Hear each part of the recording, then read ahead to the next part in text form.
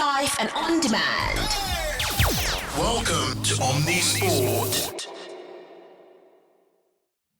You are with Omnisport, Africa's sporting passion. The All Blacks will play Australia in the second of the Bledisloe Cup games, and coach Scott Robertson has made a big call, dropping Damian McKenzie for Beauden Barrett at flyhalf, and Cortez Ratima is out at scrummy for the mullet man, that is TJ Perenara. Razor spoke about why he made these calls. No, we're always planning to get Beauden to go. You have to, like he's played and started every game till now. He showed some great form, and we've got to give guys opportunities and build depth in our team, and it's a nice chance for Beauden to play outside TJ. They've got a combination. They've played a lot of games together, and they've played a lot of games together at the Cape Town, so it lines up nicely. Always playing good footy. You know, they can mix and match. When he started, he's been great. When he's come off the bench, he's played well as well, and you got a great 9-10 combo. The New Zealand accent is never not going to be hysterical. No, it's not. Fish and chops. And it is distinctly different to the Australian accent. The Australian accent's got more of a nasal tone and a twine and a whine almost. Whereas the Australians, there's a little bit of South African in that accent as well, you know. There's a lot going on in that New Zealand accent. Although the All Blacks can't win the Rugby Championship, Robertson was asked about the pressure of always expecting to win for the All Blacks and how he feels his first season as All Black head coach has gone. Part of the All Blacks is winning. You're winning and develop. You don't develop and win. And which I've said before, of course, it hurts you that you haven't continued that part of the legacy on. Like we've all owned that we can be better in different areas, but we've also focused on what we're doing really well. You know, we made a lot of line breaks. Most of any team, we've focused on areas that we can get better to finish teams. You know, we had opportunities to win every game, and we haven't. So there's some key parts of growing some players there to come through. You know, got a lot of fresh faces. I think it's 7 or 8 debutants and a lot of guys that are coming on into the game at key times and how we can be better. So there's a bit of a story to the whole point of it, but we'd love to have had the Rugby Championship and the Bledisloe. Tough job, because it's all New Zealand have. They don't really have anything else other than a sort of stable economy. It is the All Blacks. It is the All Blacks and nothing else, right? Very expensive beer as well. I mean, it's not a cheap country, but it's All Blacks. They call them rugby tragics down there, and I'm basically absolutely fanatical about the sport.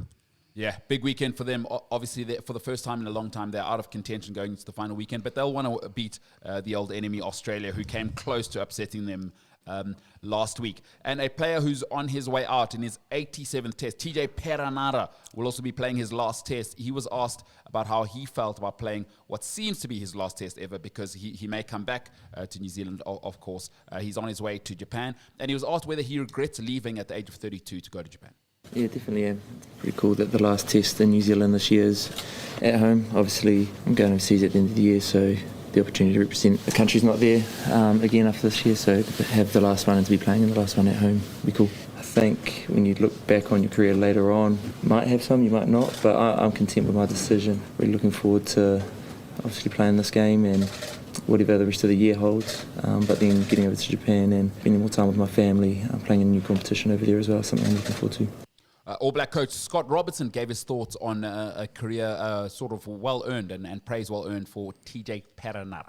Look, TJ's he's a character. He's got a hell of a personality, which you need in any sport. Hugely proud of his culture. He's someone that speaks what he thinks, and great All Black. You know, he's performed for a long period of time. He's come back from injuries. The fortitude that he's shown over the period of time, you've got to give it to him. You know, he fights back. He's A-B tough. You know, he's a competitor and a winner. So it's great that I could be a part of, you know, his career and see how much it means to him as an All Black and how much he's given to this team. Scott Robertson sounds like a guy making fun of a New Zealand accent. He sounds like a caricature of a New Zealander, if you know what I mean. But TJ Perenara, a great career. His one thing is kind of what Marty Holler had. For those who don't know who Marty Holler had, was a great Chiefs open side flanker. But his problem was he played in the same time as a guy called Richie McCaw. So nobody ever saw, it's like, oh my God, this guy's absolutely incredible. TJ Perenara, sorry, you've got, Aaron Smith is arguably New Zealand's greatest scrum half of all time. Yeah, I mean, he's got Aaron Smith, he's got Cortez Ratima coming through as well, who played really well in Sydney last week. I think TJ Perenara, his leaving to go to Japan shows what is wrong with New Zealand rugby, and the fact that they don't play any players outside who don't play in New Zealand. So anybody who goes overseas doesn't get to play for New Zealand, which is a mistake. Look how well it's worked for the Springboks, and how well it's working for the Wallabies. Sorry, my mistake. That's great. That's good. That's good. Yeah, it's the right level of banter. All right, let's move over to the greatest rugby nation of all time, because they've won the most Rugby World Cups, and that's just how mathematics works. It's the Springboks. Following Manie Libbok's missed kick last week, Bok coach Rassie Erasmus stated that plans had been made this weekend around the goal kicking. Wing Cheslin Kolbe was spotted practicing his kicking this week, and he addressed exactly why he was doing that. No, I'm comfortable with it. I think I've been training and working on it throughout the season, and obviously getting a bit of tips and advice from guys like Andre Manie and Coach Tony as well, which definitely helps me and gives me that bit of confidence. As I said, I'm comfortable in doing so, and I've been working on it, which is good. You never know what can happen on the day, and if that does happen, then as long as I'm confident I had the work on throughout the week, I'm happy to help and contribute to the team wherever I can. How do we feel about Cheslin Kolbe being a backup kicker because Manie Libbok can't kick? Yeah, and Jaden Hendricks was also doing kicks in practice this week. I wrote a column about this for Business Day today, in which I try to work out, is there such a thing as the perfect 10? And the perfect 10 should be able to kick, pass, marshal, tackle, and Manie Libbok can do all of those things. I mean, he's an absolute genius with the ball in hand, but his kicking, I think he's got a mental block against it. He almost approaches the ball at the wrong angle. Swayze the Brain was talking about this earlier this year, late last year, sorry. And his angle at the ball is more 45 degrees, so he almost comes at it too straight on. And because he's a natural hooker of the ball, he actually needs to change his angle. And when he did it last year, changed his angle a little bit more, so he approached it almost like square on. Then he had a 100% record against New Zealand. But yeah, it's the kicking that's a problem. Let's see what having backup does to his confidence. If he accepts it and is comfortable with it, then it'll be good for him. I've got to be honest, I don't get why he's being treated with kid gloves. It's like, this is the Springboks, not your mom's bloody under-7 softball team. Like, it's almost like saying, oh, he's a good accountant. He's just not good at maths. It's like his core function is to be able to goal kick. Is it because he's an exciting player? Why are people giving Manie Libbok an easy ride here? Am I a bad person? Yeah, pretty much. I'm going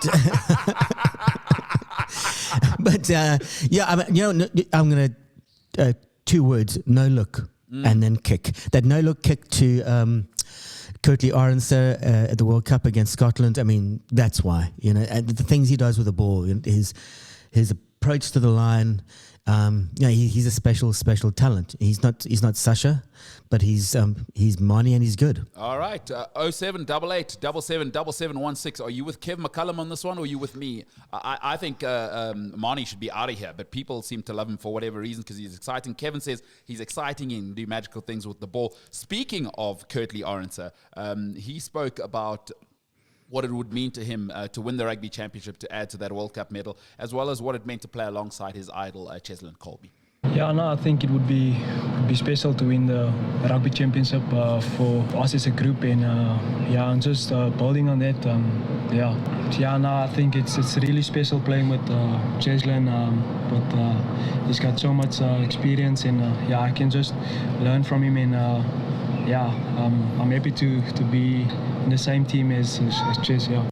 2 unbelievable wingers. Just score the tries, because when Manie Libbok misses the kicks, you don't need to worry about it.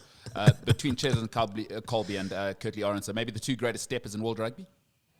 Yeah, well, definitely Kolbe. And Curtly Arendse doesn't so much step as dances. That try scored against the All Blacks, he's just an incredible player. I think, and Kolbe, we need to remember, actually played flyhalf at school, so he's not scared of taking a kick or 2. 2 unbelievable players, an unbelievable game coming up on the weekend. Another unbelievable game coming up on the weekend. It has been termed Oil Classico. It is Newcastle against Man City. We'll talk all of that and the rest of the Premier League action. Listen live and on demand. Welcome to Omni Sport.